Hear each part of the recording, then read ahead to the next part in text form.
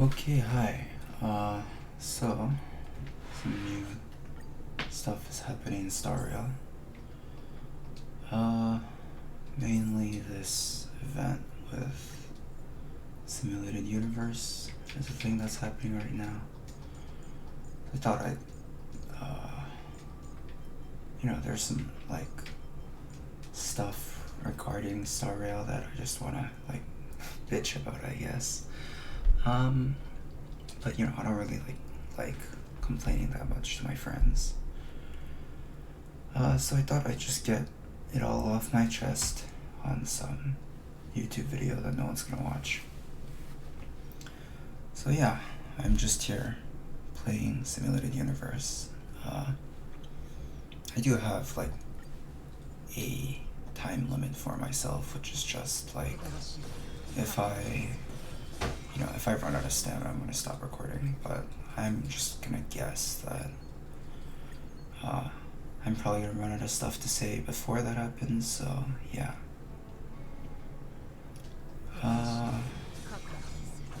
So I mean, first of all, I do wanna, I have some stuff I wanna say, which I think literally no one who even chances upon this video would know about, but so I made a video, I don't know, maybe a week or two ago, with some clickbaity shit about playing Simulated Universe. It's like a whale or something like that. And I don't know, there's this I didn't know that this was a thing, but apparently if you spam click Akiran's technique in Simulated Universe, somehow you actually, or let me just show it in a second here. Ooh, attack rope is nice. Let's see. And the rest is garbage. Alright, so let me show you here. So when you're in Simulated Universe, the first round of each, I don't know what you call it, wave. So this combat here, and then this combat here, you're guaranteed to have 3 combat, or 3 enemies. And the thing is that if you use Akiran's technique and wait a little bit, yeah, you're forced to watch that. But surprisingly, if you just keep spamming the button like this, then you can actually get away with not watching them until the very end. Like that, yeah, see? Which is a pretty neat trick, I think. I don't know if it's a trick, but yeah. It can save an okay amount of time. Yeah, so I thought that was a thing. Yeah, I don't have anything else to say about that. Alright, so let's actually start complaining about shit. The first thing is, for fuck's sake, why... Or let me turn it down a little bit, I can't hear my own voice. The game... Oh, man. Why is the game so loud?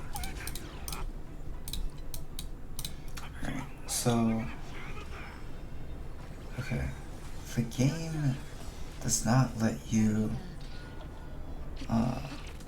there's so many good tracks in Star Rail, especially boss music, and they just don't ever let you listen to it again, besides in the train, which is impossibly frustrating, because some of them really are good. I think the most recent examples are the Aventurine boss fight. That one had really fucking good music, and he's just gonna be a Memory of Chaos boss, which means we'll never fucking hear the song ever again in the game. And then there is the Memory Zone meme.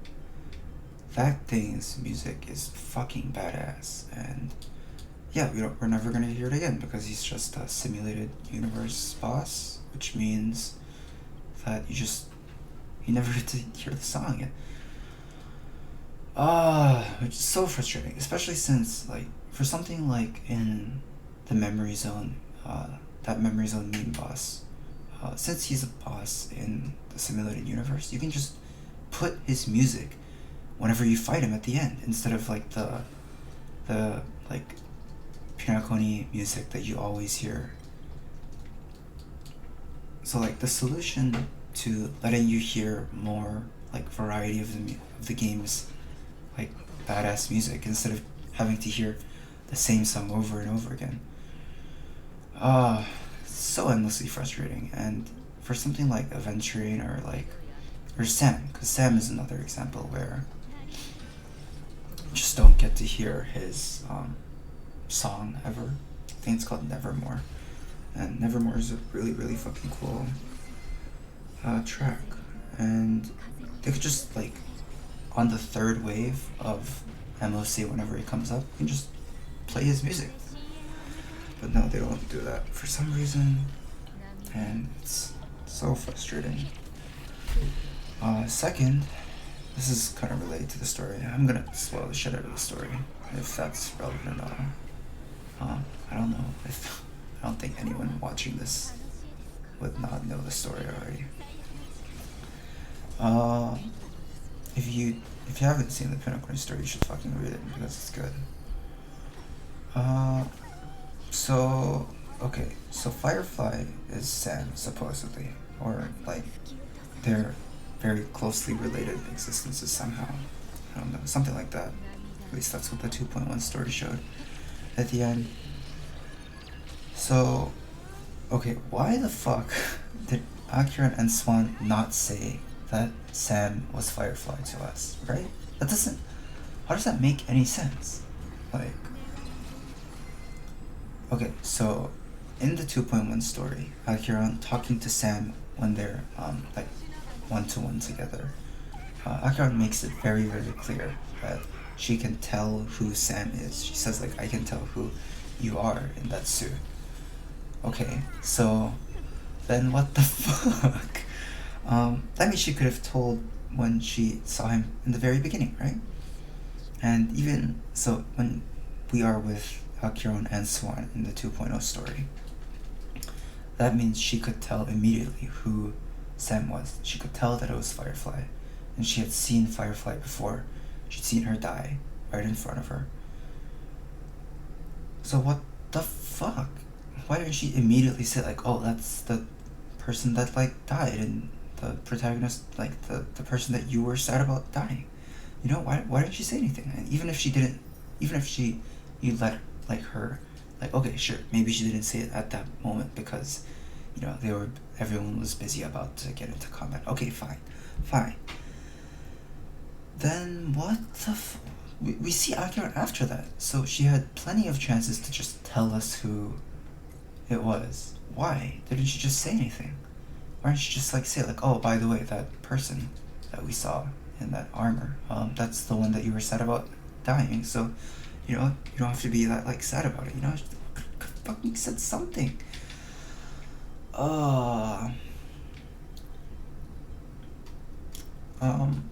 With that being said, I feel like the same thing I can say with Swan. Maybe, like, I don't know, maybe you can argue that, like, Sam has some, like, special technology or something. Like, the suit does something to block out the Garden of Recollection doing something to give Black Swan access to Sam's memories somehow. And so she couldn't tell that it was Firefly. Okay, maybe. Sure, I don't really, maybe. I'm willing to accept that. But with Akiron, I don't understand.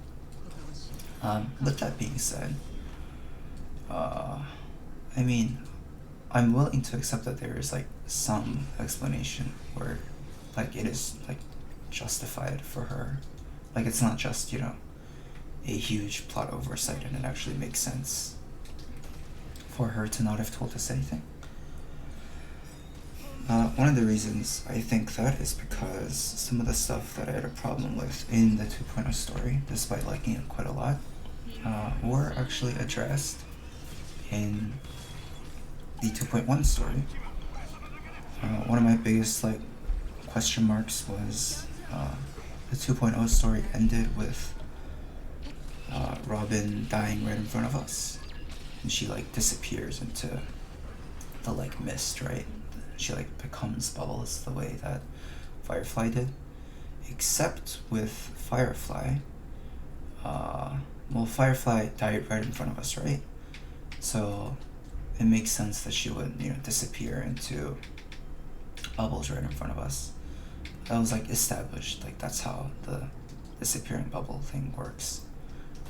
But then when you see Robin die in the end of 2.0, well, presumably she didn't die right before you came in, right? She Aventurine had her body he had her body waiting for you to discover it so he can show it to you. So why does she immediately fucking disappear into Bubbles as soon as you come into the room? It felt like a huge plot oversight that prioritized, being dramatic over actually making sense. But turns out it makes sense because Robin wasn't actually dying in front of us. And Aventurine was just showing us a copy of a memory bubble that he had. So yeah, we were just watching a replay of a past event. She wasn't actually disappearing into Bubbles right in front of us, which was cool. I was like, oh, that's good. It actually makes sense. And I was happy about that. But yeah, so I don't know, maybe there is an equally valid reason about why Akiron didn't tell us shit. And if there is, I will be very happy to find out what that is in 2.2. Let's, man, if this gets speed, I really need a better energy rope speed. Energy rope with speed. Okay, if you will indulge me for a bit. So I hate bragging about relics to people in real life. To people that I know, because I think it's kind of annoying. With that being said, I want to kind of brag here. I mean, it's not much of a brag, more than it's a frustration that I can't really get away with talking about without it seeming like I'm bragging. Okay, so my relics for Akiron, I didn't start farming her until she released, because I wasn't sure that that I would actually even pull her. Well, I wasn't sure that I'd E6 her, which meant I thought I would just put in some miscellaneous relics, which meant that I didn't farm her properly. But then I E6'd her, so I farmed her after she came out and after I rolled her, which is truly not that long ago, literally 2 weeks ago or something. And I already have really, really nice relics for her. So as you can see, everything has at least 3 relevant substats, which for my standard is more than good enough, except for the body, which I will farm eventually. But yeah, it's really fucking weird because it was really, really, really, really quick. Done in less than 3 weeks, and probably 2 weeks, to be honest, if I'm being if I'm considering the amount of days that I probably farmed Harmony Calyxes and Nihility Calyxes. And yet, there are characters that I've been farming months for, and I still don't have anything good. As you can see here, Kafka's, these two fucking suck. They both only have 2 relevant substats, which are both just speed, and neither of them have either effect hit rate, which is okay, maybe you don't really need that for Kafka, sure, but they don't have attack, not even a single attack subset. It's not even on it. I don't just get anything good for fucking Kafka. It's fucking So frustrating. And yeah, I mean, I kind of want to say the same thing for Zele. I mean, God. At least I have 3 good subsets in Zele, but it took me forever to get Zele up. So I mean, I just got lucky on Akiran, but for fuck's sake, man. It's so frustrating that, like, I can get that decent amount of luck with Akiran, but it just won't work. It just doesn't happen for the other characters that I spent so long on. Okay. So yeah, that was the thing I wanted to bitch about. Third, this is definitely something that I can't really talk to anyone about. So this guy that I talked to about, like, mostly just Star 4, and like most of what we do is like just theory crafting. But he is such an asshole and the way that he like talks about characters. He's so like negative about everything, and it's just so like frustrating talking to him, and it's like it's so unpleasant. Like I just don't want to ever talk to him. But you know, like, fuck, I don't know. Every time like a new character shows up, he's just like, you know, if the character is strong, then he'll complain about how, you know, an old character is being power crept. And then if the character isn't strong, then he's just gonna send like a sad doge emoji and go like, oh, the new character fucking sucks. He's just never happy with anything. There is nothing that the game can do where he is happy about, you know, what's happened, what the new character does. There's nothing. The game to him is just fuck no matter what. If there doesn't matter how strong or weak the character is, he's always going to bitch about it. To me, he bitches about it to me. I don't want to hear that shit. Fuck. So yeah, a little frustrating, but that is, you know, a thing. Not like the biggest deal. I just kind of ignore him whenever he says that shit to me now. Alright, well, this was my last thing for... Ooh, this is nice. This was my last exchange for the ×3. I think the ×3 is just really, really nice. Yeah, I wish they would do this stuff more. Someone talked to me about how, like, she said, like, she was really unhappy about the fact that now this meant that she had to farm, like, relics. Which, you know, I guess makes sense. Like, most people don't want to farm relics. I mean, I don't want to farm relics, but like, I'm always farming relics, even if, you know, I don't want to.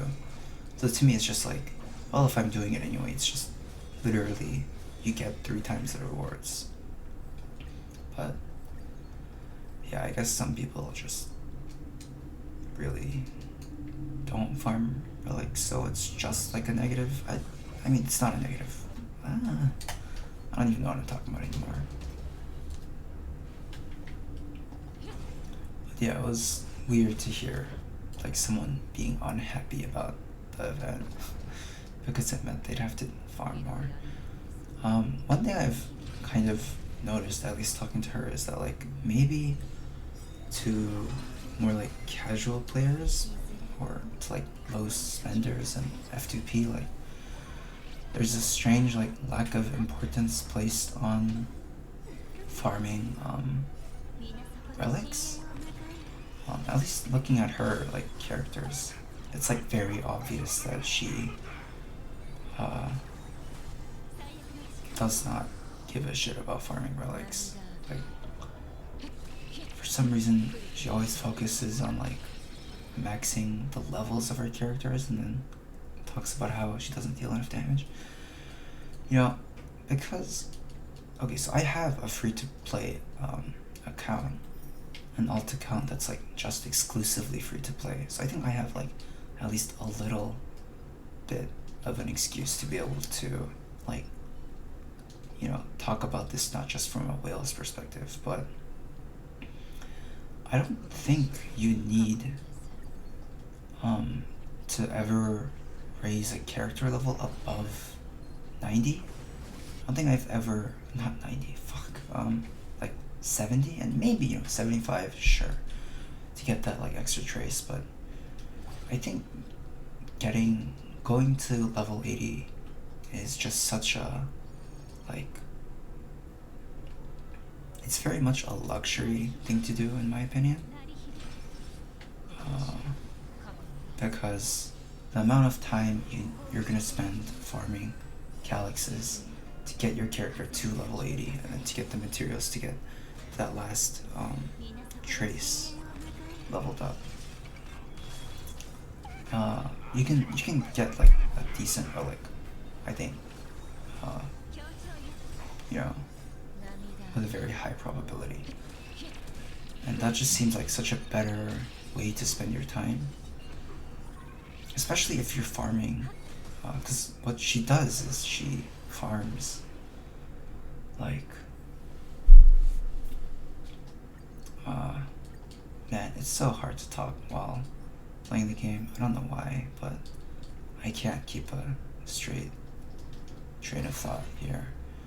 So what she does is, like, she levels every single character she uses to level 80, including her supports. Like, she levels like Hanabi to level 80. Sorry, not Hanabi. Sparkle to level 80.